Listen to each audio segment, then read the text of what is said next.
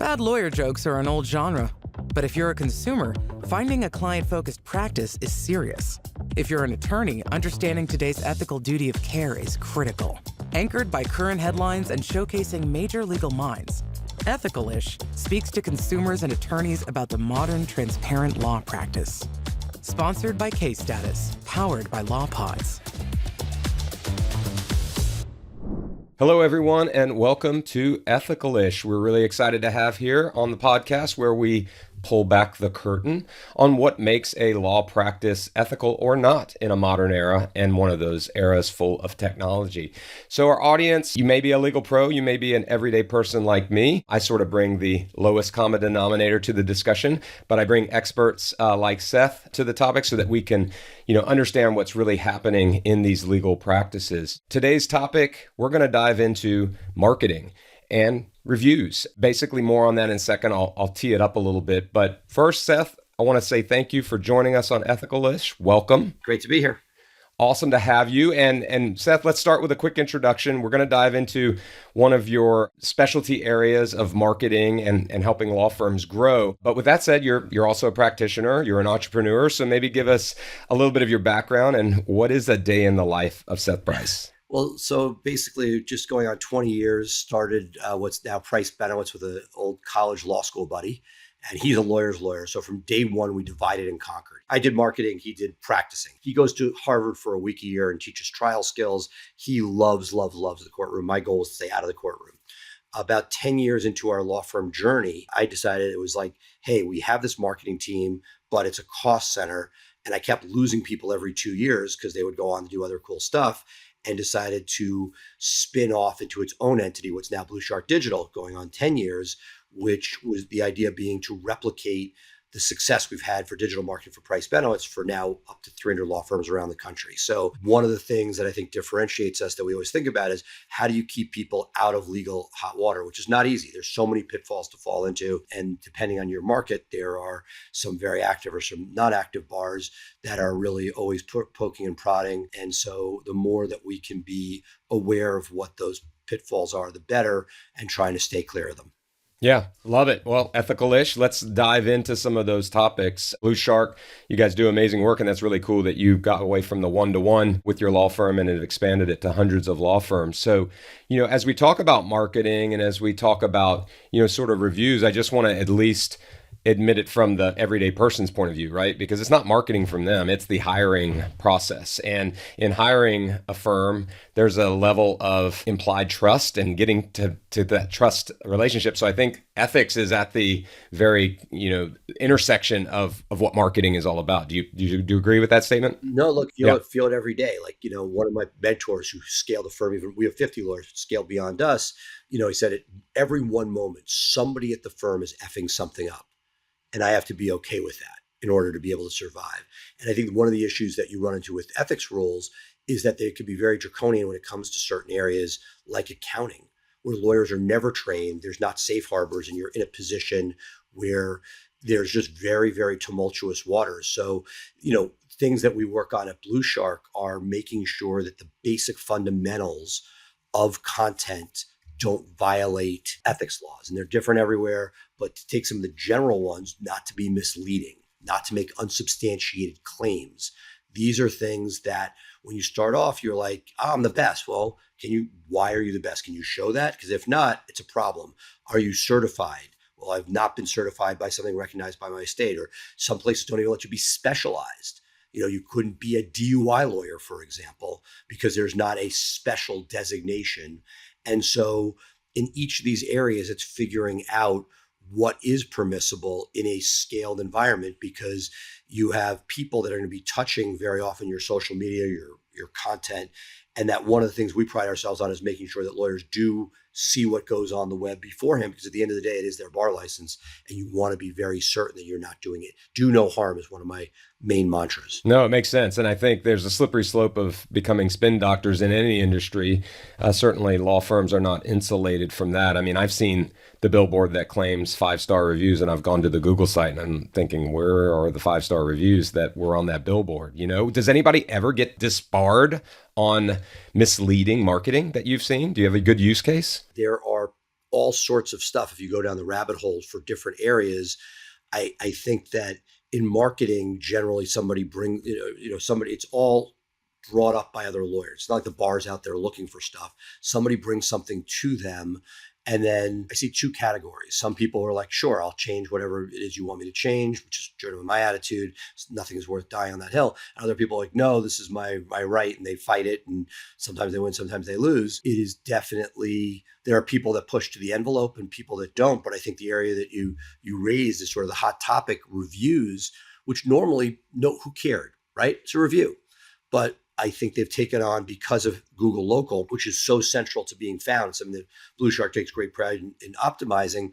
Reviews are a currency. Review count matters. The review score matters. And, you have I always say when you're dealing with this sector of the web, like picking a satellite office, a question I get a lot, right? There are three factors you need to focus on.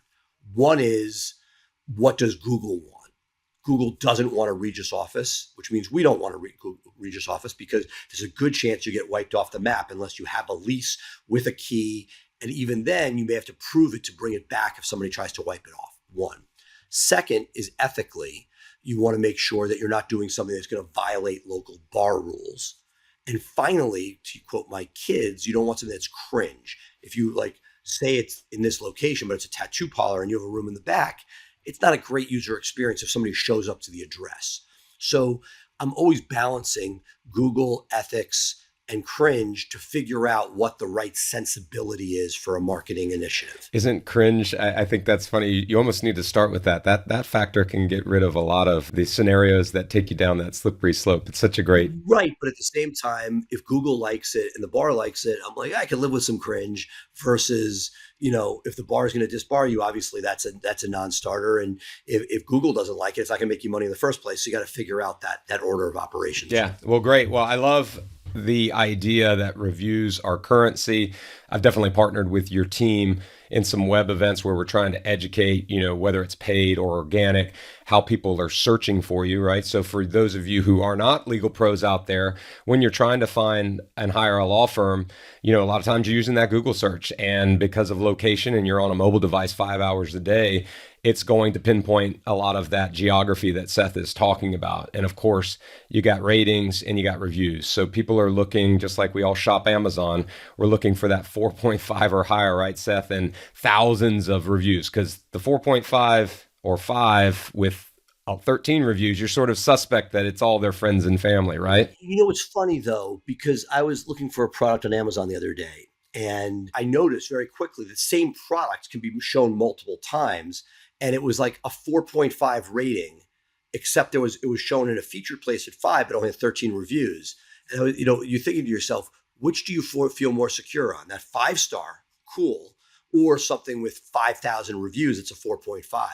And the answer is, I think you dance with what you got. If you're a small law firm, you've got a limited number of reviews and a 5, God bless, you're going to hold on because some people are going to want that. And there are other people that are like, well, great, they got a handful of reviews, but these guys are juggernauts and they've had thousands of happy clients. And yeah, there are a handful that don't like it, but that's more realistic. So I think that, each buyer has their own piece. And I think it's for the law firm to figure out which one are you going to fight for. Yeah, no, that makes sense. So let's double click in there, because there's an idea that I think is on the ethical margins, the gray area, which is what we call review gating. A lot of attorneys, I assume, aren't familiar with that, and maybe their prospect consumer clients aren't familiar with it either. Do you care to venture a simple... Sure. Review gating, I see more as a Google issue than I see an ethics issue, in the sense that the bar's got a lot of concerns. We talk about them with reviews in a moment, but review gating is really a Google issue, Google terms of service, which really we all do, right? If somebody's at a restaurant and they're throwing a tizzy about how terrible the food is, the waiter is probably not going to ask them for a review. And if you loved it and you're talking about how amazing the food is, you're more likely. Right. So that's like, at some level, it's common sense. You want to be able to find if your goal is to gain reviews and gain positive reviews, you're going to target people that are happy rather than not. What has happened, and you saw a number of the third-party apps that sort of help solicit reviews, they come through and they ask you preliminary questions. How was your experience? Thumbs up or thumbs down? Well, if it's thumbs up, okay, we can go for the review. If it's thumbs down, we're going to find out what's wrong and take care of it. What's happened is Google says, look, if we only have happy clients reviewing, that's a bad thing. And so that they have put as part of their terms of service that they don't want to see that. Now, can they stop you in your office from not asking a person for review who had a bad experience? They're not going to see that at scale. But what they will see is if something's on your website or if something that they have access to, one of these third-party companies they actually invested in, Google Ventures, had money in it. And they very quickly, if you remember those third-party apps, like Bird Eye and these others, they would essentially review gate. They'd ask you how your experience was, and 4 and 5 stars, you'd get asked to do a Google review. And then in one, Google said, hey, we don't want to see this. And that Google has been so it's not a pure ethics issue, it's a Google issue, which, because we live and die by Google, don't do any review gating they're going to see because they don't want it. If Google doesn't want it, I don't want it because I want my clients in good shape. I think that, I don't know if you want to land the plane with review gate, but that is essentially not, to me, an ethics issue for the bar, but more of, are you going to be loved by Google? Yeah, no, I think it makes sense. Again, I'm not the practitioner, so ABA, model rules of professional conduct, and the bar rules aside, that's why we sort of unpack the topic. But I will say, to me, it's interesting as a marketer, we look a lot at Net Promoter Score and CSAT, client satisfaction. So any business operator, any business manager wants to control and constantly improve the experience. The manager that runs that restaurant in your example wants to have touch points throughout to know, did the martini get delivered on time? Was the food delivered on time? Was it hot? Was it to order, right? All of those things matter in that journey along the way. And we preach that at Case Status, right? 100%. That's why Case Status is in business. Right. It's probably baked into it. Yeah. Right. So it just, at the law firm, we're getting Net Promoter Scores along the way when we can get them. Right. And at BluShark, no differently. Like, what is the pulse? Because you either find somebody that's really happy, which goes a long way towards our staff, or if there is an issue, let's find out what it is. Right. Like, I want to know. Yeah. I want to, if it's not 5 stars, why? And I always preach that if somebody does get something that is not a 5-star, you get a 1 or 2 star review, several things, right? First, pause, because attorney-client privilege still, if you go with an angry response, attorney-client privilege still exists. And if you don't protect that attorney-client privilege, the bar, talking about ethics, it's a major ethical, hole to fall in. You don't want to fall into that. So first is, but I find that if you, as a proprietor or somebody senior in your team, calls up to find out what's wrong, more often than not, if it's an actual person, not one you can't figure out because it's really X of a client or somebody from your competitors, but assuming it's a real person with a real issue, I find that more often than not, listening to what somebody's problem is, more often than not, it's communication, that they didn't get the calls and the frequency that they want, that these things are solvable and that you're able to improve that. So to me, that's a positive, where you're essentially taking the negatives as a learning piece. Or if it can't be fixed, let's say the person's so far gone, what is this? Is this something do we, for example, have in a pre-lit paralegal, 20% too many people on their docket where they don't get the love for their clients they need because there's too many? Are there things internally? Do we have the right training? Are we getting the right feedback? What can we do before somebody's so mad that they're giving a 1? How do we prevent that? Some people you'll never know, they're, made up, fictitious, but when they're real, and that's why when I advise a client, I see a client that has like a 3.8, I'm like, timeout. The sausage making is off. Right. This is not like one angry client or 2. Something isn't right. And that's when you need to have the hard look into yourself to say, what's wrong with the sausage making that's leading to these bad experiences. But I would say that if you're one of your clients, a plaintiff's firm, that's a that's a deal killer. Totally get it. Right. This isn't like a product on Amazon that you're getting for less because it's lower.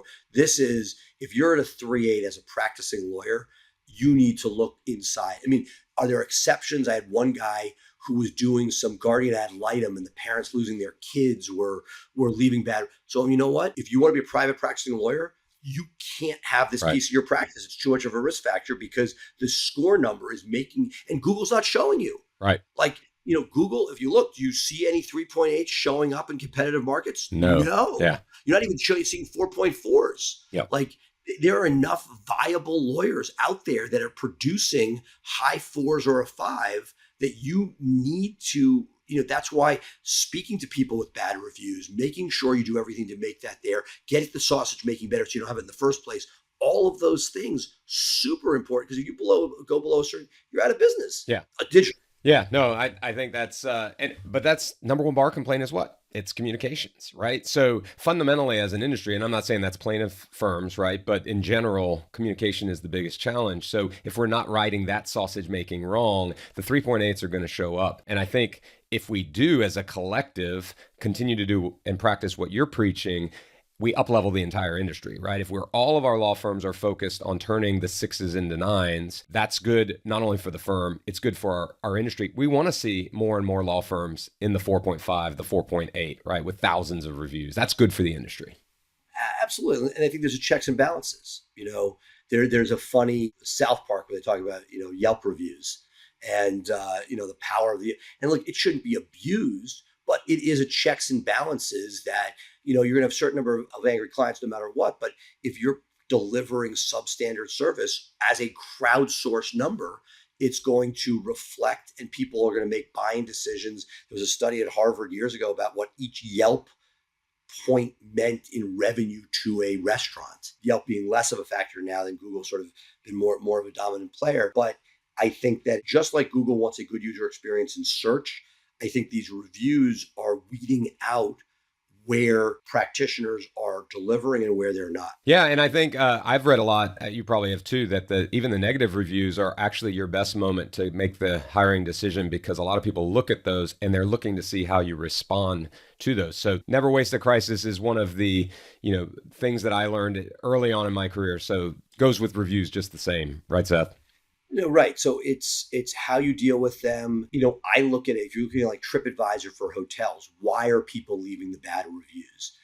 Somebody who calls up and you didn't take their case is not going to be as stinging than somebody who never gets calls back from the firm.